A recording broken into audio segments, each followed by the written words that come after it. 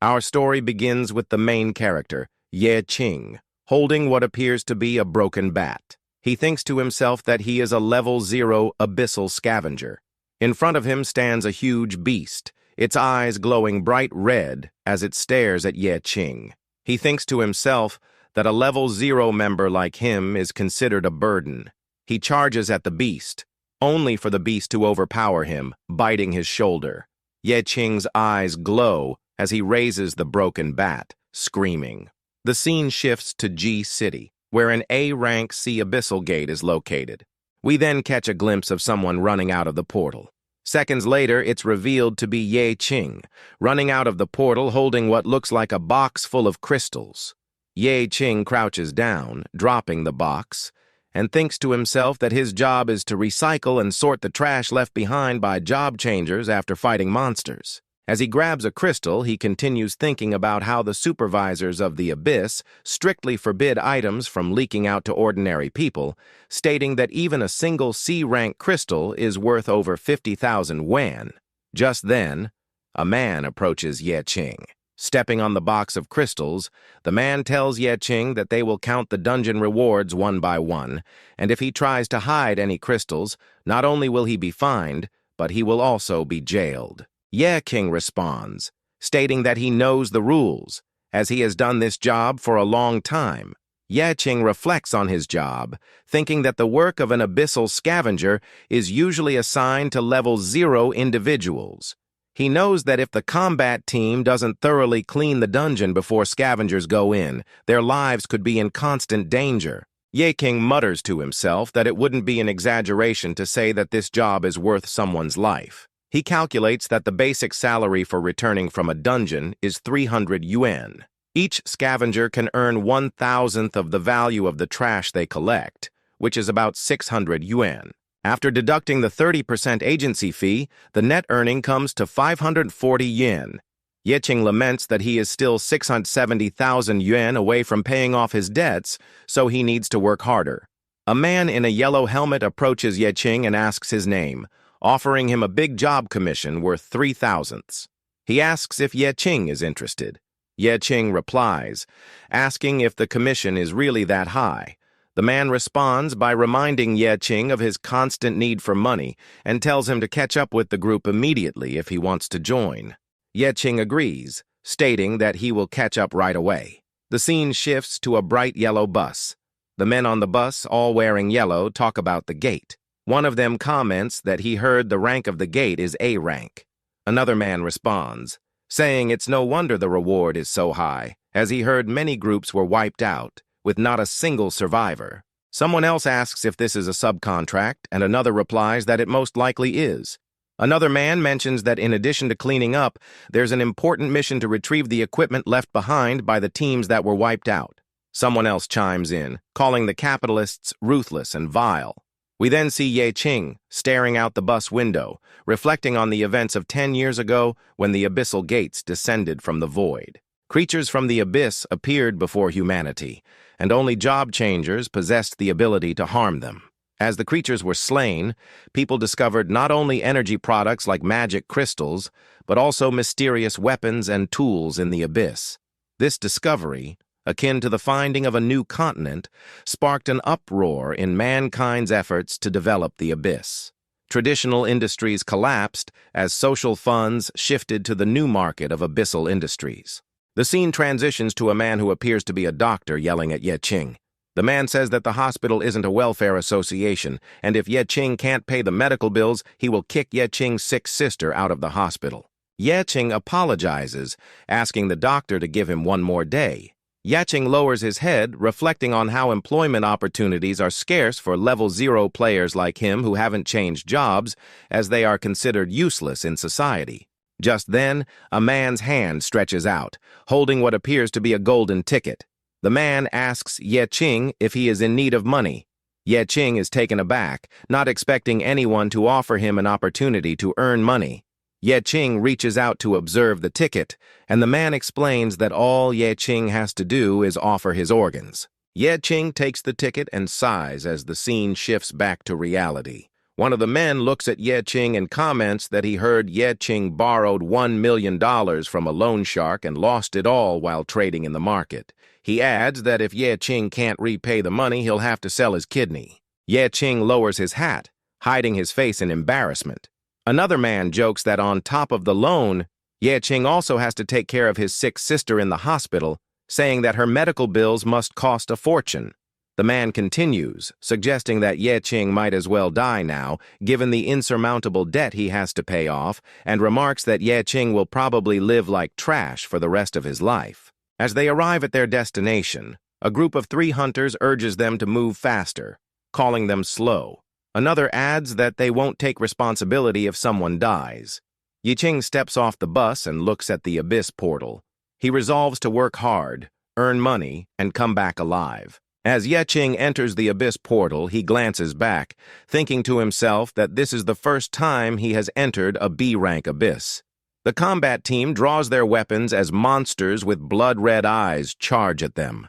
A job changer in a black tank top calls out to Lao Chen, who quickly steps forward and charges up 2 large fireballs. He throws the fireballs, creating a cloud of smoke that forces the wolves to retreat into the darkness. A job changer wearing glasses asks about their destination. The man in the black tank top points to the ceiling, announcing that they will be going to the 5th floor. Another job changer remarks that the size of the market seems to have increased over 5-fold, and the ceiling height has tripled. Adjusting his glasses, the man with glasses explains that this phenomenon is called abyssalization, a replica world created based on the real world, but with a mutated internal structure. He wonders aloud why the original team sent here left no bodies, as there doesn't seem to be any trace of human remains. Turning to the scavengers, he instructs them to search for the bodies instead of just following along.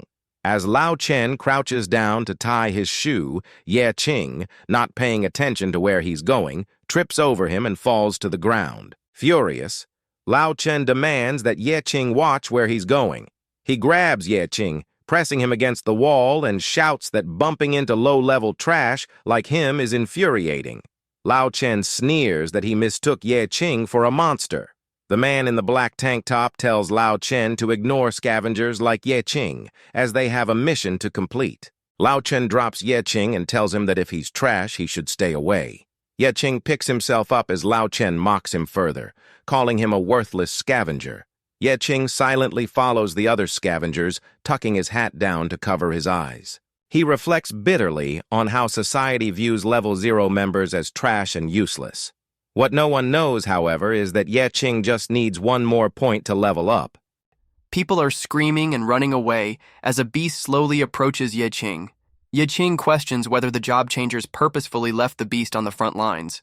We then get a closer look at the wolf, its eyes glowing a light blue as it stares menacingly at Ye Qing. Ye Qing spots a wooden shield and staff nearby. He grabs them as the wolf lunges, barely missing him. Ye Qing lands acrobatically, looking like an absolute Chad. The beast slowly approaches him, its aura glowing bright blue.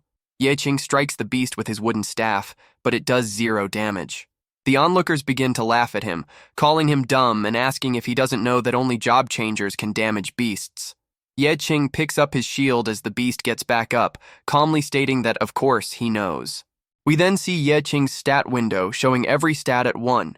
Ye Qing starts running from the beast, acknowledging that with attributes like his, he can't even break through the defenses of the weakest beasts. He thinks to himself that he knows this better than anyone else. Ye Qing jumps off the ledge he was standing on just before the beast could attack him. He lunges at the beast with his stick, declaring that he just needs to use more strength. The scene shifts to Lao Chen, standing atop a pile of dead wolves.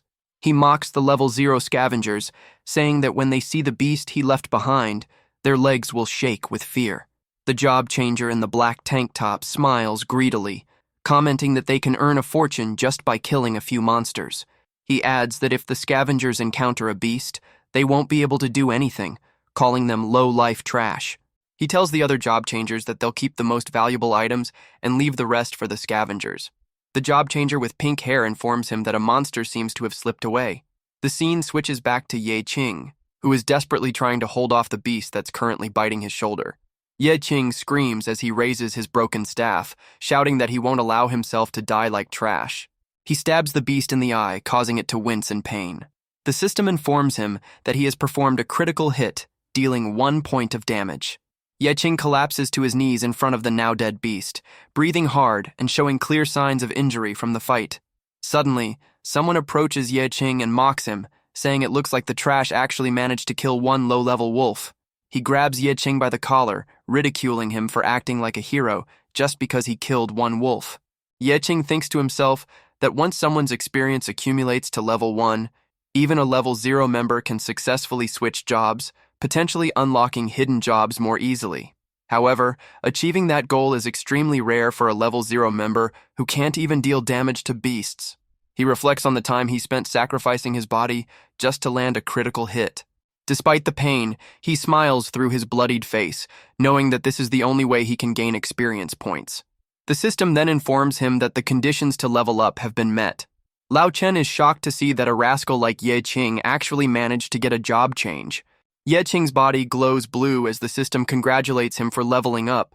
The glow fades, revealing his new class, a level 1 Scavenger. Lao Chen's shock turns into laughter. He mocks Ye Qing, saying that even after awakening, he's still just a trash picker. Lao Chen taunts him further, saying that all the other scavengers are dead, and the cleaning task is now up to him. He walks away, still mocking Ye Qing. Ye Qing stares at his hand, wondering if the scavenger class is truly as weak as it seems. He concludes that since level 1 is the max level for this class, he can't use level-up attributes to grow. However, he begins to wonder about the abilities of the class. His eyes glow bright blue as the wolf's body also begins to emit a blue glow. The system then asks Ye Qing if he would like to recycle the wolf. Ye Qing agrees, and his body begins to glow purple as spectral hands sprawl out from him. Ye Qing is surprised by the power and wonders if this is truly the strength of a scavenger as the purple hands reach out to grab the wolf. The hands finish dragging the wolf in, and the system informs Ye Qing that the trash is disintegrating. Once the disintegration is complete, the hands reveal that he has gained the ability Spirit Dash and, in addition, 3 attribute points. Ye Qing opens the system window, and the system informs him that he needs 3 agility points to use Spirit Dash. Ye Qing allocates all his points to agility, and the system confirms that he has satisfied the requirements to use the skill. It then asks if he would like to activate it. Ye Qing agrees to use it. His body glows dark green as he activates the ability. He opens his eyes and mutters, confused, asking if that's all since he doesn't feel any different. Suddenly, someone yells at Ye Qing to get up and start cleaning. He responds and begins to run quickly, but trips over a tree root, landing face first on the ground. Frustrated, he wonders aloud if the skill was responsible for his fall. Ye Qing gets up with a sigh, but his eyes widen as he notices a large pile of recyclable wolves nearby. A smirk forms on his face as the purple hands emerge from his body once more. He smirks to himself, declaring that abyssal scavengers are crazily strong.